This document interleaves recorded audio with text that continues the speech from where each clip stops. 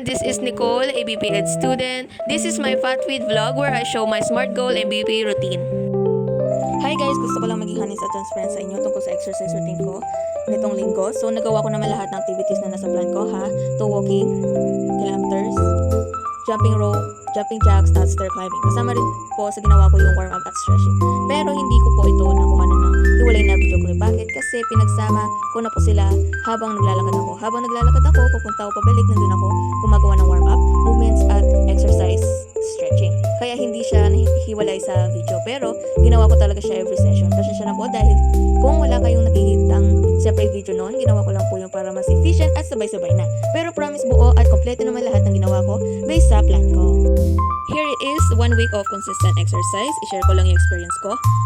Naramdaman ko yung konting manhid, pamamanhid o pananakit sa katawan ko, but I learned that this is completely normal. Actually, it just means one thing. My body is adapting and adjusting to my new physical activities. Since hindi pa sanay ang katawan ko sa ganitong galaw at effort, nagre-react siya sa umpisa. Ito yung tatawaging adaptation phase. So, yung pakiramdam na manhid o nangangalay, it simply means my muscles are working, adjusting, and getting stronger day by day. Ito yung patunay na gumagana yung ginagawa ko at nasasanay na ang katawan ko. Excited na ako kung ano pa ang magiging progress ko sa susunod na weeks. Let's keep going! This is my rest day. Important talaga may rest tayo para hindi mabigla at lalong sumakit ang katawan natin. Kailangan makarecover at maka-adjust ang muscles ko ng maayos. So rest days are just as important as exercise. So we are here, week 2. Malaki ang pinagbago, na-adapt talaga at nasanay na ang katawan ko. Wala na yung pakiramdam na may namamanhid or nananakit. At sa mga activities na dati ay mahirap, like jumping rope, jumping jack, stair climbing, unti-unti ko na siyang nasasanay or naa-adapt.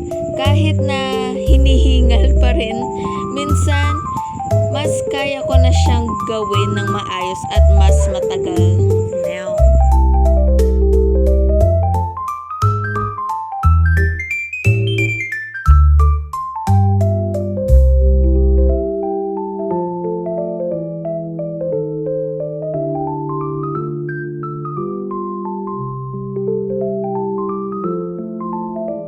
This is my rest day for week 2. Kahit nasanay ng katawan ko at wala nang sakit or manhid, importante pa rin talaga na magpahinga tayo. Bakit? Kasi kailangan pa rin mag-recover at mag-repair ng muscle natin para hindi pa rin mabigla at hindi mapagod ng sobra. Iba na yung pakiramdam na pahinga ngayon kumpara sa week 1. Dati, nagpapahinga ako kasi sobrang sakit at namamanhid.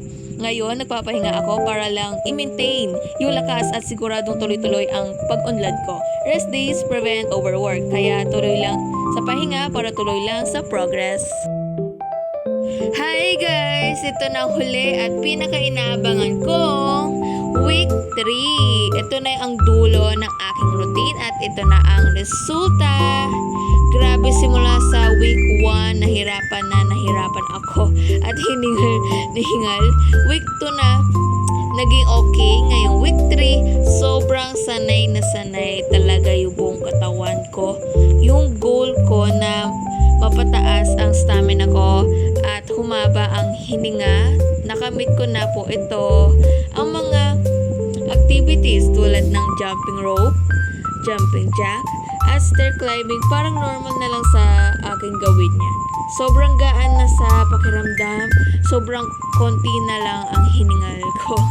Hindi na ako mabilis mapagod at kaya ko nang gawin to ng matagal-tagal nang walang hirap. Dito nagtatapos ang aking exercise routine. Hindi ko na nilagyan ng rest day kasi ito na mismo ang dulo at katapusan ng ginawa ko. Masaya ako kasi nakita ko talaga ang pagbabago mula sa pagiging baguhan, nag-adjust hanggang sa maging malakas at matibay. Ito ang patunay na kapag consistent ka, talaga lalakas at gagaling ka.